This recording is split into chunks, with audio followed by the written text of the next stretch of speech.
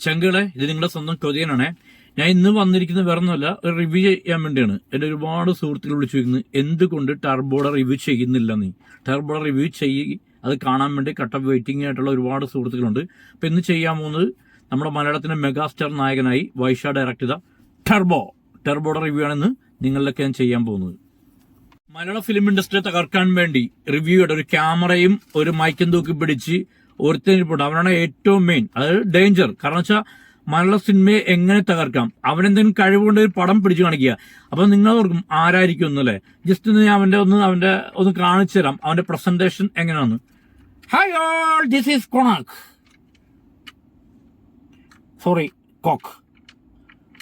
അതല്ല, കോക്ക്. ലിവനാണ് മലയാള ഫിലിം ഇൻഡസ്ട്രിയെ തകർക്കുന്നത്. കാരണം വെച്ചാൽ വേറെ ഒന്നും കൊണ്ടല്ല, ഇറങ്ങുന്ന പടങ്ങൾ മൊത്തം അവൻ ഇഷ്ടപ്പെട്ടില്ല. കാരണം വെച്ചാൽ ഒരുപക്ഷെ അവന് ഇഷ്ടപ്പെട്ട പടങ്ങളായിരിക്കും അവൻ തകർക്കാൻ നോക്കുക. അവൻ എന്തെങ്കിലും പ്രത്യേകിച്ച് കഴിവുണ്ടോ ഈ കൊക്കെന്ന് പറഞ്ഞാൽ, അല്ലെങ്കിൽ ഈ ഊളക്ക് എന്തെങ്കിലും കഴിവുണ്ടോ? ഒരു പടം ഡയറക്ട് ചെയ്ത് വിജയിപ്പിക്കുക. ഒരു പടത്തിൽ അഭിനയിച്ച് അവൻ കാണിച്ച് എങ്ങനെയാണ് മറ്റുള്ളവരുടെ ആക്ടിങ്, ഒരു ഡയറക്ഷൻ എങ്ങനെയാണെന്ന് ഒന്ന് അവൻ പഠിപ്പിച്ചോടില്ല ഒരു പടം ഡയറക്ട് ചെയ്യും. ഇതല്ല, ഒരു മൈക്കുമായിട്ട് ഒരു യൂട്യൂബ് ചാനൽ ഉണ്ടെന്നും പറഞ്ഞ് മലയാള ഫിലിം ഇൻഡസ്ട്രിയെ, കാരണം വെച്ചാൽ എല്ലാ ലാംഗ്വേജും ഉറ്റുനോക്കുന്ന ഒരു ഇൻഡസ്ട്രിയാണ് ഇപ്പം. ഇറങ്ങുന്ന എല്ലാ പടങ്ങളും വൻ വിജയത്തിലേക്ക് പോയിക്കൊണ്ടിരിക്കുക.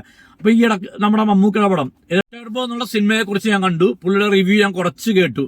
പക്ഷെ പുള്ളിക്ക് ആ പടം അങ്ങോട്ട് പുള്ളിങ്ങും പോരാ, മറ്റേ പോരാ, മറിച്ച് പോരാ. എന്തോ പുള്ളിങ്ങെന്ന് വെച്ചാൽ ഉദ്ദേശിക്കുന്ന പുള്ളി നമ്മളൊരു മാസ് മസാല ഒരു പടം ആണ് നോക്കുന്നത്. ഇപ്പൊ നിങ്ങൾക്ക് ലൂസിഫർ ഇഷ്ടപ്പെട്ടോ, പുലിമുരുക്കൻ ഇഷ്ടപ്പെടോ, അതുപോലെ മധുരാജ, പോക്കിരാജ, ഈ പടം ഇഷ്ടപ്പെടോ? എന്തുകൊണ്ടും അതിക്ക് മേലെ നിൽക്കുന്ന ഒരു പടം തന്നെയാണ് നമ്മുടെ ടർബോ. ആ പടത്തിൽ മമ്മൂക്ക എടുത്തിരിക്കുന്ന എഫേർട്ട് എന്ന് വെച്ചാൽ അത്രത്തോളം വളരെ വലുതാണ്. നമ്മൾ ആ പടം കണ്ട ഒരു തമിഴന്മാരോ തെലുങ്കന്മാരോ ചെയ്ത മലയാളികൾ ചെയ്ത ഓഹോ, ഇതാണ് കാഴ്ചപ്പാട്. നല്ല ഒന്നാന്തര 2.25 മണിക്കൂർ പടം, ഒരു ലാഗ് ഇല്ലാതെ കണ്ടിരിക്കാൻ പറ്റുന്ന ഒരു comedy, family, action, mass masala entertainment package തന്നെയാണ് ടർബോ. അതിൽ യാതൊരു സംശയമില്ല. ആരൊക്കെ ഈ പടത്തെ തകർക്കാൻ നോക്കിയാലും ആ പടം വൻ വിജയം ചെയ്യും. കാരണം വെച്ചാൽ ഇപ്പൊ തന്നെ കണ്ടില്ലേ, കളക്ഷൻ കണ്ടില്ലേ? First day world wide 17 CR ആണ് നേടിയിരിക്കുന്നത്. പലയിടങ്ങളിലും ഫസ്റ്റ് ഡേ 244 തേർഡ് ഷോ ആണ് കളിച്ചിരിക്കുന്നത്.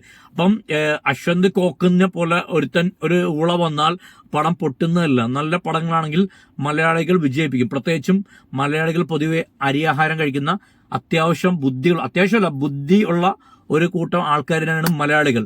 അപ്പൊ ആരൊക്കെ തകർക്കാൻ ശ്രമിച്ചാലും ഇൻഡസ്ട്രി നല്ല പടമാണെങ്കിൽ അത് വിജയിച്ചിരിക്കും. അപ്പൊ ഇവനെ പോലുള്ള ഈ ഊളകളെ നമ്മൾ തിരിച്ചറിയുക. കാരണം എന്തറിയോ, നമ്മളെ ഈ കൊച്ചി മലയാള ഫിലിം ഇൻഡസ്ട്രിയെ ആളുകൾ ഏറ്റെടുത്തു കഴിഞ്ഞു. ഇറങ്ങുന്ന ഏത് പടമാണെങ്കിൽ പോലും ആൾക്കാർ അറിയാൻ തുടങ്ങി, മറ്റുള്ളവരിലേക്ക് എത്താൻ തുടങ്ങി.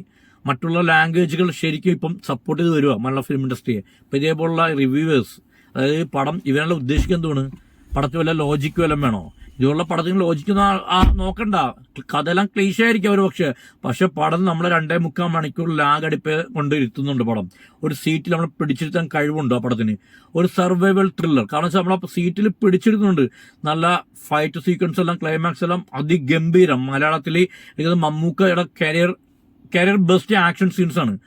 മലയാള ഫിലിം ഇൻഡസ്ട്രിയിൽ കണ്ടുപഠിക്കണം. കാരണം വെച്ചാൽ ഇത്ര 73-ാം വയസ്സിൽ 73 വയസ്സുള്ള ഒരു ചെറുപ്പക്കാരന്റെ അഴിഞ്ഞാട്ടം തന്നെയാണ്, പൂണ്ടുപിളാട്ടം തന്നെയാണ്. ഈ ഒരു പടത്തെ കുറിച്ച് ഇപ്പൊ നെഗറ്റീവ് അടിക്കാൻ വേണ്ടി ലാലേട്ടന്റെ ഫാൻസുകാരെല്ലാം ഇറങ്ങിയിട്ടുണ്ട്. പക്ഷെ ഒരു കാര്യം ചിന്തിക്കേണ്ടത് വേറൊന്നുമല്ല, ലാലേട്ടന്റെ പടങ്ങൾ ഒരുപാട് ഇവൻ നെഗറ്റീവ് അടിക്കുന്നുണ്ട്.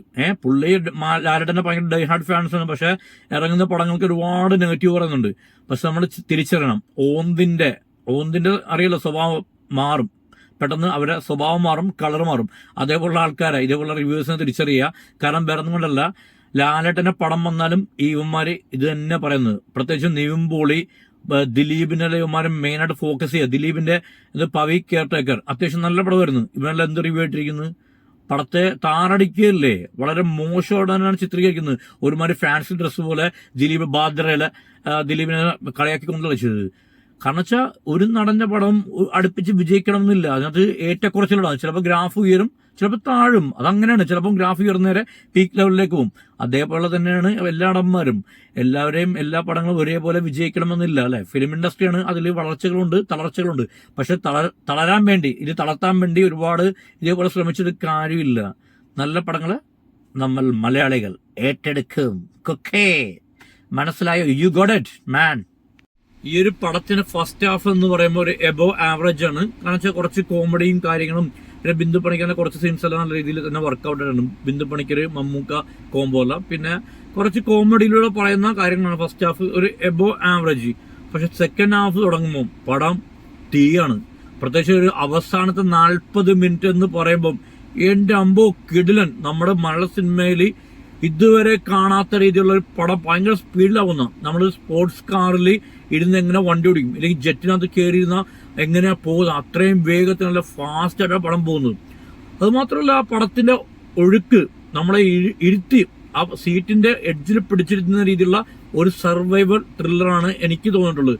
അവസാനത്തെ 40 മിനിറ്റ് പടം നമ്മൾ നിർത്താതെ കൂകി വിളിയും കൈയടി ആയിരിക്കും, അത്രമാത്രം ഗംഭീരമാണ്. ഫൈറ്റ് സീക്വൻസ് എല്ലാം ക്ലൈമാക്സിലും ആ പോലീസ് സ്റ്റേഷനിലെ ഫൈറ്റ് സീക്വൻസ് എല്ലാം മമ്മൂക്കയെ കൊണ്ട് ശരിക്കും പണിയെടുപ്പിച്ചിട്ടുണ്ട്. ശരിക്കും പുള്ളി പണിയെടുത്തിട്ടുണ്ട് കേട്ടോ. പണിയെടുത്തിട്ട് തന്നെ ഈ പടം പുള്ളി ഇറക്കിയിരിക്കുന്നത് അത്രയ്ക്കും കോൺഫിഡന്റ് ആണ്. ഇത്രയും രാജ്യങ്ങളിൽ 72ഓളം രാജ്യങ്ങളിൽ ഇറക്കിയല്ലേ. അപ്പം ക്ലൈമാക്സ് എല്ലാം പറയുമ്പോൾ നമ്മുടെ ഈ കയ്യിലെല്ലാം രോമം ഗൂസ്മംസ് ആണ്. രോമെല്ലാം എഴുന്നേറ്റ് ഇങ്ങനെ ഡാൻസ് കളിക്കുന്ന പാകത്തിലുള്ള ക്ലൈമാക്സ് ആണ് ഇവന്മാരെ ഉണ്ടാക്കി വെച്ചിരിക്കുന്നത്. നിങ്ങൾ ഈ പടം പോയി കാണുക. ഇത് ഇവനെപ്പോലുള്ള ഈ കൊക്കിനെ പരിന്തിനെ പോലുള്ള ഈ റിവ്യൂവേഴ്സ് പറയുന്നത് നിങ്ങൾ വിശ്വസിക്കുക. കാരണം ഇവനെല്ലാം എന്തോ എനിക്കൊന്നും പോലെ മാനസികമായിട്ട് എന്തൊക്കെയോ പ്രശ്നങ്ങളുണ്ടെന്ന് തോന്നുന്നു. നിങ്ങൾ ഈ പടം കണ്ടിട്ട് നിങ്ങൾ വിലയിരുത്തുക. ഒരു മസ്റ്റ് വാച്ച് തിയേറ്റർ എക്സ്പീരിയൻസ് തന്നെയാണ് ഈ പടം. നിങ്ങൾ തിയേറ്ററിൽ പോയി തന്നെ ഈ പടം കാണുക, അല്ല OTT-ലേക്ക് വെക്കരുത്. കാരണം വെച്ചാൽ അറിയാം, പടം 2-3 വട്ടം കാണാനുള്ള പടമുണ്ട്. അത്രമാത്രം അത് ഗംഭീരമായി തന്നെയാണ് പടം പുള്ളിക്കാരൻ ഡയറക്റ്റ് വെച്ചിരിക്കുന്നത്. പോയി കാണുക, തിയേറ്ററിൽ പോയി തന്നെ കാണുക. തിയേറ്ററിൽ നിന്ന് ഇറങ്ങുന്ന ആൾക്കാരെല്ലാം ഹാപ്പിയാണ്. അവർ 2-3 വട്ടം കാണുന്ന ആൾക്കാരുണ്ട്. അപ്പം നല്ലൊരു കിടിലം മൂവി നിങ്ങൾ മിസ് ചെയ്യരുത്. ഇപ്പം മഴയാണ്, നല്ല പേമാരിയുണ്ട്, നല്ല ഒരുപാട് സ്ഥലങ്ങളിൽ നല്ല വെള്ളപ്പൊക്കം കയറുന്നുണ്ട്. എന്നിട്ട് പോലും പലയിടങ്ങളിലും പടം ഫുള്ളാണ് തേർഡ് ഷോ വരെ. ഈ ഒരു പടത്തിന് കൊതിയും കൊടുക്കുന്ന റേറ്റ് 5 ഔട്ട് ഓഫ് 3.5. അതിലൊരു 5 കൂടി കൊടുക്കാം. കാരണം വെച്ചാൽ 4 റേറ്റിംഗ് കൊടുക്കാം. കാരണം വേറെ ഒന്നുമല്ല, ആ മമ്മൂക്കടത്തിന് എഫേർട്ടിന് നമുക്ക് കൈയടിക്കാൻ പറ്റുന്ന ഒരു എഫേർട്ട് തന്നെയാണ്. അപ്പം നമുക്ക് ഈ ഒരു പടത്തിന് 4 കൊടുക്കാം. അത്രമാത്രം നല്ല കിടിലൻ എക്സ്പീരിയൻസ് ആണ്. അപ്പോൾ ഈ മസ്റ്റ് വാച്ച് തിയേറ്റർ എക്സ്പീരിയൻസ് ആണ്. നിങ്ങൾ അടുത്തുള്ള തിയേറ്ററിൽ പോയി തന്നെ പടത്തിന് ടിക്കറ്റ് ബ്ലോക്ക് ചെയ്യുക, പടം കാണുക. വിത്ത് ഫാമിലി ആയിട്ട് എൻജോയ് ചെയ്യാൻ പറ്റുന്ന നല്ല ഒരു കിടിലൻ family action mass masala action പാക്കേജാണ് പടം. ഓക്കെ, അപ്പോൾ ഇന്നത്തെ ഈ വീഡിയോ നിർത്തുന്നു. എന്തെങ്കിലും ഉണ്ടെങ്കിൽ നിങ്ങൾക്ക് കമന്റ് ബോക്സിൽ രേഖപ്പെടുത്താം.